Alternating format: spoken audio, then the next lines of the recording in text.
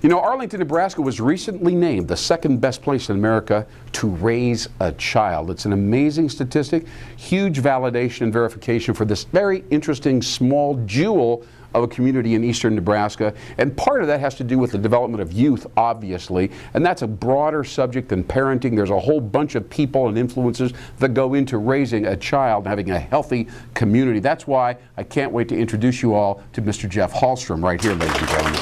There you go. Hey, thanks for joining me. Jeff, tell me, you first of all, your background is in educational development, so tell me a little bit about that real quick. Started 1985 in Boys Town as an assistant family teacher. We've all heard of Boys Town. It's about Boys and Girls Town, right? Is that what they call it? Used to be, was Boys Town, went to Girls and Boys Town, back to Boys Town. Oh, it is, okay.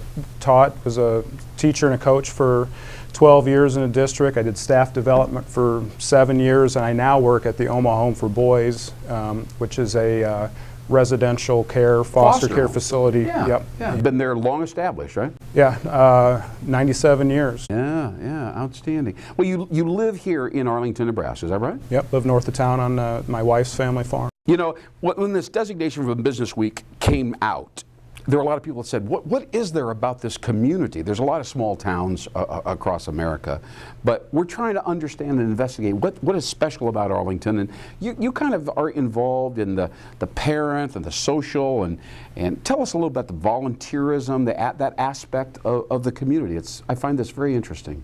I have some numbers. In the last 10 years, the two organizations, volunteer organization I've been a part of, has raised nearly $1 million that has gone to kids in the community. Arlington Youth Sports is a very viable youth sports for little kids, from micro soccer to football, basketball. The whole thing, all right, yeah. And the Arlington Youth Foundation, both AYS, AYF. Okay. Both of them have youth as the core. That's the focus, right? That money is critical. It goes to things that impact kids and community, but it's the hundreds of volunteers and the thousands of volunteer hours that are as important, because you can have a beautiful complex that we do, baseball, softball complex, but you got to have moms and dads that volunteer to coach. Out of their own heart, right? The organization, stuff like that. Absolutely, and this is what I hear about the community, and I know that there are many community leaders around the country that envy that. I mean, that's the grassroots support. That's what brings it all together. Some families will donate generously to an event or a project or whatever, but they won't be there, right? And here, I think we're getting both aspects, right? I think we're truly blessed. There's always a core group of people that sometimes can be the driving force, right? But you need to have that, and then it's getting other parents involved. So it's fairly broadly distributed. Yeah, and we're always looking to get. I don't have any. My kids are out of high school now. I don't have any kids participating in any events, but I still support it because it's the community I live in, and there's a fair number of people that are involved that no longer have kids but see the importance of the activities, the sports, and what these organizations do. You know, I just have to say, I mean, a lot of people will, I'll coach baseball while my kid's going through grade school or junior high or whatever, but as they grow up and they move out of the school system, you pull back. That's just normal. And the fact that you've got all these people that are contributing their time and resources, and they don't have any personal family at stake, that's unbelievable.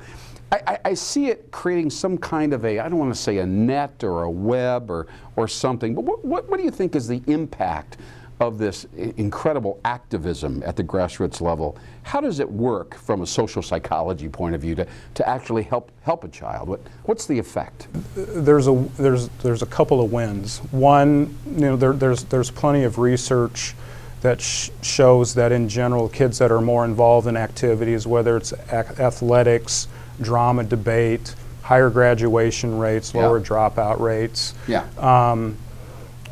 higher volunteerism, higher voting percentages. After school activities. Yeah, the relationships that are developed, confidence, et cetera, and there's a lot of research on that. So there's a win for the kids. Yes. For the old people like me that are involved, it's the relationships and being involved with kids. It's the social network that you gain with all of the other adults that are part of it. And that generates too into a pride and being proud of what we do. And when kids are at the hub of what your work is, Yes. It's fairly motivating. It's motivating. You feel like you're making, it's a pay it forward kind of thing. Yeah, To absolutely. the next generation. There's a legacy feeling. There's a sense of charitability that transcends.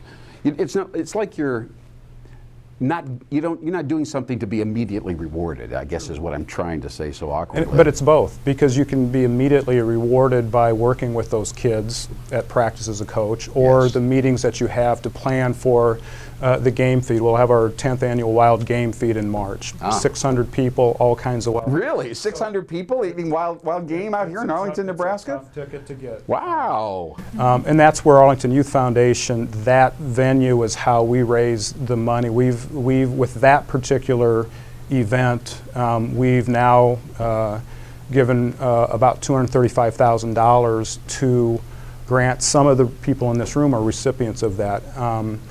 We've got $80,000 that's gone to Arlington Youth Sports. The various churches in our area, there's been $15,000 over the. So there's a lot of energy going on in a certain context or at a certain level, right? A lot of sharing, a lot of giving and receiving. It's amazing. Now, if you were watching this interview from somewhere else, in some other part of the country, and you weren't exactly thrilled with how your child's evolving, or maybe a very limited a network of friends or family, what would be the one final thing, Jeff Hallstrom, that you would want to say to those people as they think about, would I actually think about coming to Arlington, Nebraska, of all places? Why would they want to do that, given what you've shared right here? Now, as I thought through that, and this can go for young kids, high school kids, and adults. You could ride your bike to the pool, ride it down to the baseball, softball complex for practice, ride it down and get an ice cream cone, and go back to the pool.